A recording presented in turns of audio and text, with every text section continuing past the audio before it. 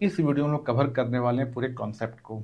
तो जब भी हम लोग स्टॉक मार्केट के बारे में बात करते हैं या ट्रेड करने के बारे में बात करते हैं तो हमारे पास हमेशा दो अप्रोच होता है। एक होता है फंडामेंटल एनालिसिस और दूसरा होता है टेक्निकल एनालिसिस। तो चलिए पहले इसका हम लोग डिफरेंस समझते हैं। तो फंडामेंटल एनालिसिस क्या होता है? फंडामेंटल एनालिसिस में हम लोग को सबसे पहले गवर्नमेंट पॉलिसीज के बारे में पता होना चाहिए, गवर्नमेंट क्या पॉलिसी अभी बना रही है। फिर हमें बैलेंस शीट के बारे में पता होना चाहिए, कंपनी का बैलेंस शीट कैसा है। फिर हमें उसके पीएनएल स्टेटमेंट के बारे में पता होना चाहिए। फिर हमें मर्जर एंड एक्विजिशन के बारे में पता होना चाहिए। फिर हमें ग्लोबल मार्केट के बारे में पता होना चाहिए कि ग्लोबल मार्केट में क्या हो रहा है इसमें। फिर हमें रेशियोज के बारे में पता होना चाहिए, कंपनी में डिफरेंट डिफरेंट रेशियोज होते हैं, वो सारा हमें पता होना चाहिए। फिर हमें सेक्टर्स के बारे में पता होना चाहिए कि जिस सेक्टर का वो स्टॉक है वो सेक्टर अभी क्या कर रहा है। फिर हमें करेंसीज के बारे में भी पता होना चाहिए, ग्लोबल अभी यूएस डॉलर क्या कर रहा है, पाउंड क्या कर रहा है, सारा हमें पता होना चाहिए। फिर हमें कमोडिटीज़ के बारे में पता होना चाहिए कि क्रूड ऑयल का क्या प्राइस चल रहा है, तो हमें ये सब सारा कुछ इसमें पता होना चाहिए। फिर हमें कंपनी के मैनेजमेंट के बारे में पता होना चाहिए, जो कंपनी का मैनेजमेंट है उसका बैकग्राउंड कैसा है, ये सारा कुछ हमें पता होना चाहिए। फिर हमें कंपनी के प्रोजेक्शंस के बारे में पता होना चाहिए कि कंपनी क्या प्रोजेक्शन कर रही है। तो ये फंडामेंटल एनालिसिस में हमें इतना सारा कुछ देखना पड़ता है। तो क्या इसके लिए रिक्वायरमेंट क्या क्या है? तो इसके लिए सबसे पहले स्किल का रिक्वायरमेंट होता है कि ये सारा चीज़ के लिए हमारे पास स्किल्स है। तो सभी के पास तो नहीं होता है, बट सीए या फिर सीएफए या फिर एमबीए फाइनेंस, उन लोग के पास स्किल होता है कि वो लोग ये सारा कुछ कर सकते हैं। बट क्या इतना डेटा मिलना पॉसिबल है?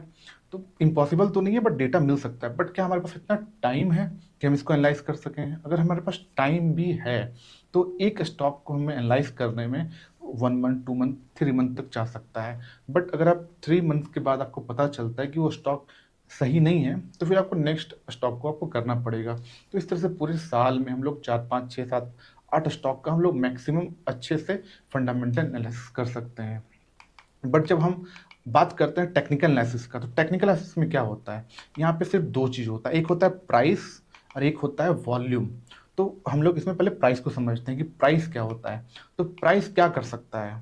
प्राइस या तो ऊपर जा सकता है, या तो वो साइडवेज जा सकता है, या तो वो डाउन ट्रेंड में जा सकता है। मतलब या तो प्राइस ऊपर जा सकता है, या तो नीचे, या तो एक ही जगह वो घूम सकता है।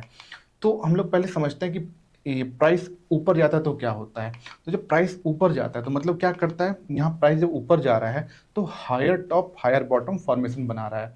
इसको चार्ल्स डॉ जो अमेरिकन हैं उन्होंने इसको इंट्रोड्यूस किया था। यहाँ पे क्या हो रहा है, ये जो टॉप है इससे प्राइस ऊपर चला गया तो मतलब हायर टॉप बन गया, और ये वाला बॉटम से अब ये बॉटम जो है ऊपर बन रहा है, तो ये हायर टॉप हायर बॉटम का फॉर्मेशन बन रहा है।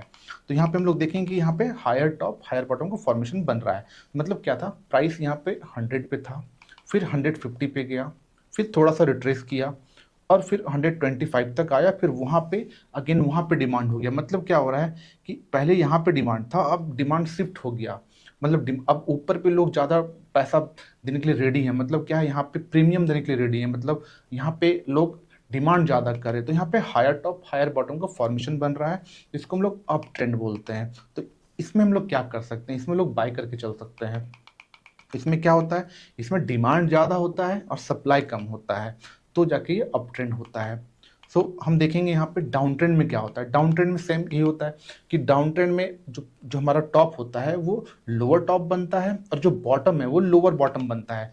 मतलब ये वाले टॉप से ये वाला टॉप लोअर टॉप हो गया, और ये वाले बॉटम से ये वाला बॉटम लोअर बॉटम हो गया। तो यहाँ पे क्या हो रहा है, लोअर टॉप लोअर बॉटम का फॉर्मेशन हो रहा है। तो हम लोग देखेंगे यहाँ पे प्राइस था 500 पे, 450 तक नीचे आया, फिर अगेन हल्का सा ऊपर गया, 475 तक गया, फिर वहाँ से अगेन वो नीचे आया। तो यहाँ पे क्या हो रहा है, यहाँ पे सप्लाई ज़्यादा हो रहा है।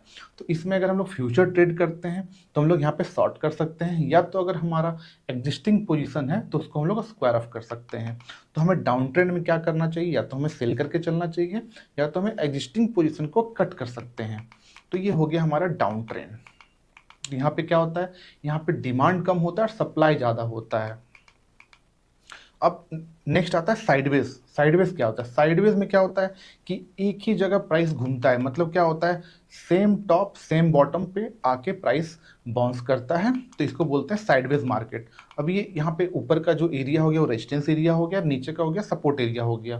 तो साइडवेज मार्केट में हम लोग सपोर्ट के पास बाई करके रेजिस्टेंस के पास सेल कर सकते हैं, रेजिस्टेंस के पास सेल करके सपोर्ट के पास बाई कर सकते हैं। तो ये हमारा साइडवेज मार्केट का, और यहाँ पे क्या होता है, यहाँ पे डिमांड और सप्लाई इक्विवेलेंट होता है। तो नेक्स्ट आता है types of chart. Next video में लोग समझेंगे टाइप्स ऑफ चार्ट को। सो अगर आपको वीडियो हेल्पफुल लगा तो ऐसी और वीडियोस के लिए please do like share and subscribe, और अपने लर्निंग को कमेंट में शेयर करिए। साथ ही सबसे इंपॉर्टेंट, अगर आप ट्रेडिंग और इन्वेस्टिंग जर्नी में नेक्स्ट लेवल पे जाना चाहते हैं, then join my free webinar, link in the description, where I will teach you 3 secret. Number 1, कैसे राइट माइंडसेट और इन्वेस्टमेंट के साथ एक सक्सेस फाउंडेशन बिल्ड करें। नंबर 2, कैसे फेल प्रूफ स्ट्रेटजी का लेवरेज लेकर फाइनेंशियल फ्रीडम अचीव करें। एंड नंबर 3, कैसे हमारे स्ट्रेट फॉरवर्ड एजुकेशन प्लान के साथ ट्रेड एग्जीक्यूट करें। तो click on the link below, register now. I will see you on the master class. Thank you.